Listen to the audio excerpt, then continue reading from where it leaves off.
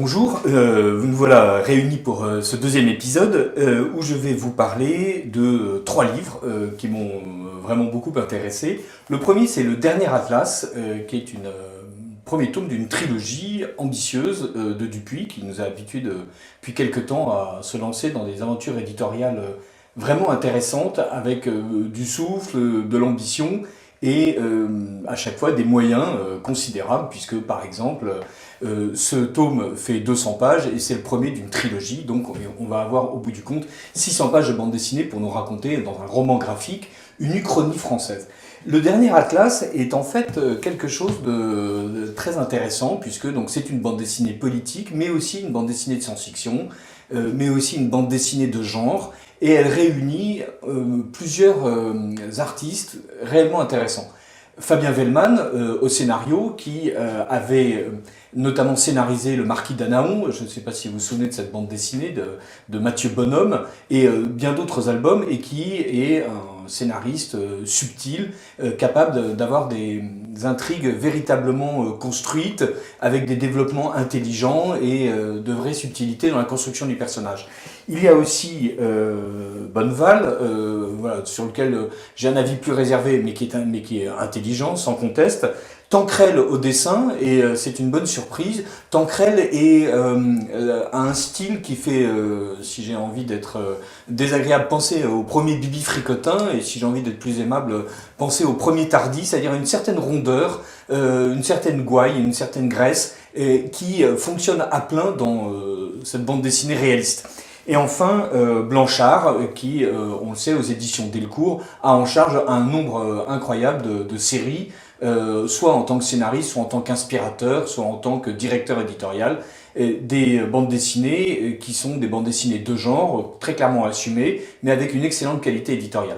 Il y a aussi quelqu'un qui n'est pas crédité en couverture, mais qui heureusement est crédité à l'intérieur, c'est Laurence Croix. Laurence Croix est une coloriste, qui notamment accompagne le dessinateur Bruno, dont j'espère nous pourrons un jour présenter un album, qui a une palette véritablement intelligente. Ce sont des couleurs un peu assourdies, un peu grisonnantes, très franches, bien posées en aplat, et qui soulignent avec une véritable intelligence de la scène ce qu'il y a à comprendre. Je vais présenter juste un extrait de cette intelligence de la couleur, avec cette case, qui est une case que je trouve superbe, très bien construite par le dessinateur, et surtout très bien mise en couleur par Laurence Croix. Quel est le propos du Dernier Atlas? Le Dernier Atlas raconte une France où le général de Gaulle a fait en sorte de larguer l'Indochine dès 1946 pour se recentrer sur l'Algérie, Algérie qui n'est devenue indépendante qu'en 1976. Il y a à la fin de cet album un texte qui s'appelle Une uchronie française, et où les auteurs racontent en fait tout l'arrière-plan politique qu'ils ont construit. C'est un arrière-plan qui est intéressant, et je me permets d'en lire un extrait. Donc le général de Gaulle met à profit ce premier septennat, donc il est élu en 1950 pour créer la Ve République, pour accorder un peu plus de droits aux Algériens et pour lancer un vaste programme de modernisation de la France et de sa colonie. À cet effet, il met en œuvre la création en 1951 de la SIMCO, Société d'ingénierie mécanique et de construction d'ouvrages, qui utilisera une partie du savoir-faire technologique de la SEEP pour lancer la fabrication à Saint-Nazaire d'Atlas, autrement dit des gigantesques robots, de classe 2 et 3, des robots gigantesques dont la puissance permettra l'édification rapide de bâtiments et d'infrastructures sur tout le territoire français. La découverte par la CEP d'une mine d'uranium dans le sud algérien va inciter à la création d'un prototype de classe 4 fonctionnant au nucléaire. Donc c'est toutes les années 60-70, c'est tout la réindustrialisation, c'est tout l'imaginaire mécanique et industriel français qui est mobilisé dans cet album un peu désenchanté. Cette uchronie fonctionne véritablement très bien. On a une histoire qui est fondée sur comment faire pour ressusciter le Dernier Atlas, le dernier robot qui n'a pas été démantelé, le dernier robot qui est en Inde, comment faire pour le rapatrier en Algérie où des événements mystérieux sont en train de semer le trouble. Il y a des rassemblements d'oiseaux, et là aussi, très, très belle case que Tancrel et Laurence Croix nous offrent, avec ces oiseaux hagards au milieu du désert. Et il y a une explosion, il y a tremblements de terre, il y a des naissances bizarres, il y a des mutations génétiques, il y a des animaux étranges, il y a un signe qu'on retrouve aussi bien sur les nouveau-nés humains que sur les ailes de papillons ayant muté. Il y a une histoire qui embrasse très largement ce qu'est aujourd'hui une société où on retrouve, comme dans les années 60, une espèce de sourde mise en cause de la technique, de sourde mise en cause de tout ce qui a constitué en fait le monde de 2019. C'est un album sur lequel les auteurs travaillent depuis plusieurs années. Évidemment, il paraît aujourd'hui, voilà, en mars 2019. Il a mis longtemps à être mûri, il a mis longtemps à être réalisé. Réellement, il vaut le détour. Les images sont assez somptueuses, avec des belles planches là aussi, où cet imaginaire industriel est bien mis en valeur, et surtout des personnages forts, et des personnages qui sont capables de nous entraîner dans cette histoire. Ce sont des truands, il y a un ancien OAS qui évidemment n'est pas gentil, il y a énormément de pègres, une pègre indienne, une pègre marocaine, une pègre française. Il y a des gens qui essayent de faire de l'argent sur le dos des autres, qui essaient de faire de l'argent au milieu des tribulations géopolitiques.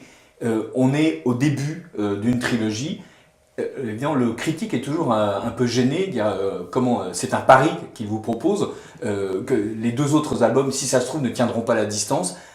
Sur ces 200 premières pages, on a envie, on est accroché, on est de plus en plus accroché, et peu à peu, le personnage principal, Ismaël Taïeb, est de plus en plus complexe, et il vit des aventures de plus en plus extraordinaires. Le moment où le dernier Atlas est peut-être remis en route est quelque chose qui nous plonge dans la même ambiance que les films Pacific Rim avec ces immenses robots, ou dans les films de Miyazaki, Le Château dans le ciel, au moment où les robots gigantesques sont en train d'être remis en route. D'ailleurs, c'est à peu près la même configuration. Vous l'avez vu, ce sont des robots aveugles, vaguement humanoïdes, fortement mécaniques, et qui nous donnent l'impression d'une puissance sans fin, mais de golems aussi crétins qui ont désespérément besoin des humains.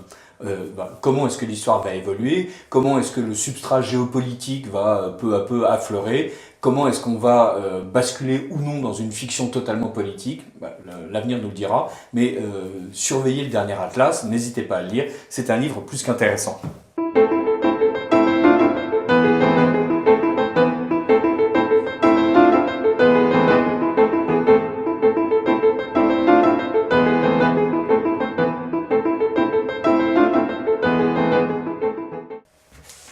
Dans un genre totalement différent, un autre album qui lui est paru il y a plusieurs années, Robert Moses, Le Maître caché de New York.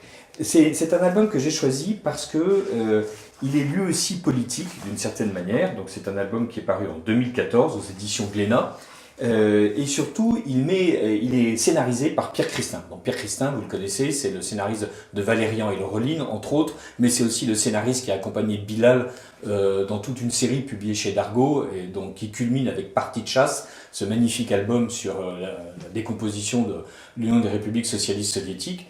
Et là, il nous raconte comment est-ce que Robert Moses a façonné New York.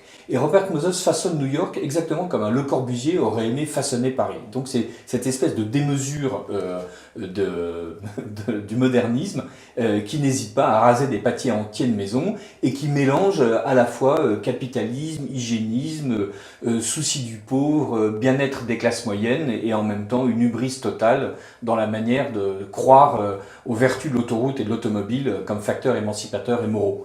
Et il y a là un très bel exercice avec en couleur directe où le dessinateur Olivier Balèze sert magnifiquement le propos de Pierre Christin, qui nous racontait évidemment et la vie de Robert Moses et la manière dont ses idées urbanistiques lui viennent, comment est-ce qu'il les met en œuvre. Il les met en œuvre avec comme un politicien américain normal, c'est-à-dire en faisant en sorte que la politique se fasse dans les salons et dans les clubs et non pas à la chambre, et avec une accumulation de pouvoir personnel absolument stupéfiante, et avec cette espèce de mythe de l'homme providentiel qui est bien plus fort chez les Américains que chez les Français. tout New York nous est régulièrement présenté dans des couleurs assourdies, là aussi, avec des rouges et des bleus bien profonds, et où peu à peu on voit surgir un New York moderne, là où il n'y avait que lagunes, ports, petits bâtiments et minuscules échoppes. Et c'est un rêve de modernité flamboyante qui, une fois de plus, ressemble véritablement à la manière dont Le Corbusier avait prévu de raser la moitié de Paris pour y dresser des tours gigantesques entre l'île de la Cité et le Sacré-Cœur. Mais là, donc, Moses l'accomplit. Il l'accomplit jusqu'au moment où, évidemment, les gens n'en peuvent plus et où se dresse sur sa route une opposante farouche, une femme de gauche, elle a tous les attributs nécessaires. Et c'est à la fin de l'album, on a une confrontation entre Moses et son opposant. Et au milieu, New York et cette saignée rouge, c'est le projet d'autoroute intra-urbaine qu'imagine Moses et qui ne va pas réussir à mettre en œuvre. Indépendamment de cette histoire, qui est vraiment une histoire palpitante et où on voit bien que la bande dessinée en fait peut s'emparer de n'importe quel sujet et réussir à lui donner une amabilité sans doute plus forte qu'une biographie universitaire un peu sèche, il y a là aussi la manière dont la bande dessinée est capable en fait de nous raconter très brièvement et d'une manière lumineuse ce qui se passe pour un personnage, ce qui se passe pour un lieu, ce qui se passe pour une époque, une société.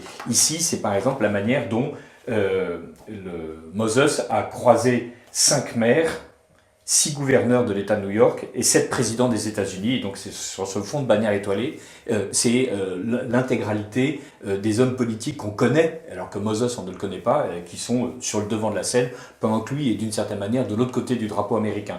Et on voit aussi ici, à travers l'évolution des voitures et le plan de New York, la manière dont peu à peu il traverse les époques en imposant de plus en plus une civilisation de l'automobile, là où on avait une civilisation de l'habitation.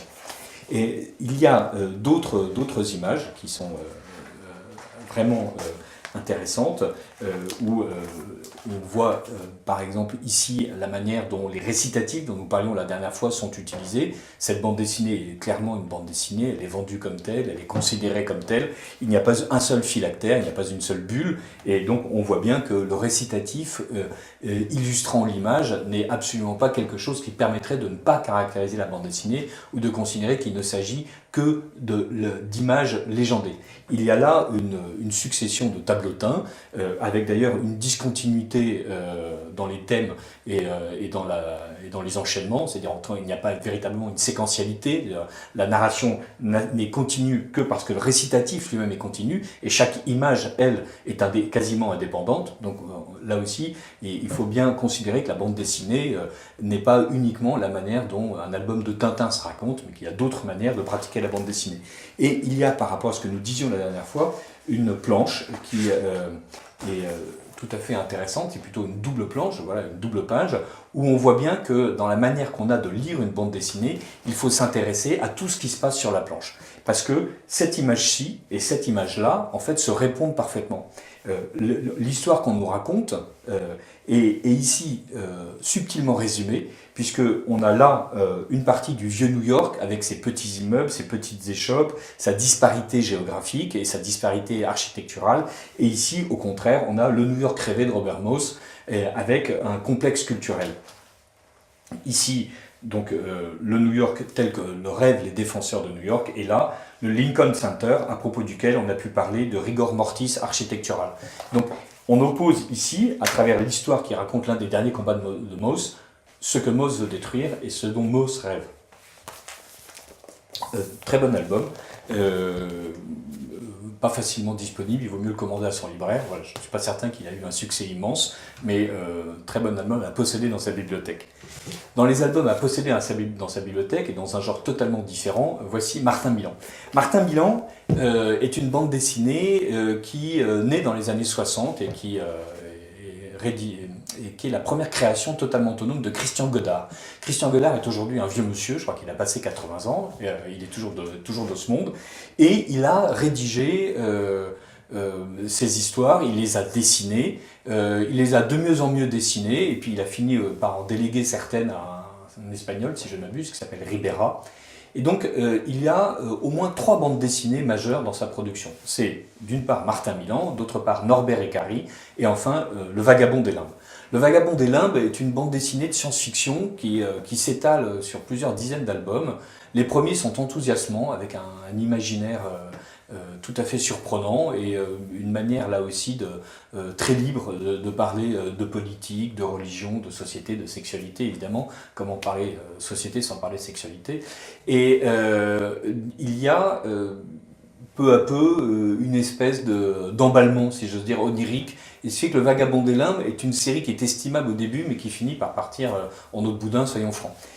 Sur Martin Milan, pas du tout. Martin Milan est aujourd'hui republié en intégrale, et franchement les intégrales sont l'un des meilleurs moyens de découvrir en fait des auteurs passés ou même des auteurs présents, puisque il arrive maintenant très fréquemment que 4-5 ans après une parution en série, on ait l'intégrale qui regroupe l'ensemble des 4, 5, 6 albums parus indépendamment. Martin Milan est vraiment l'école franco-belge en toute sa splendeur. C'est un héros, il est fortement individualisé, il est fortement marqué, il a son univers à lui, c'est un pilote d'avion, il fait du cabotage en quelque sorte, entre des destinations perdues, on est presque dans un roman de Jacques Perret avec la manière d'être perpétuellement en Amazonie, dans des républiques serbo-croates imaginaires au milieu d'une Europe qui n'existe pas. On est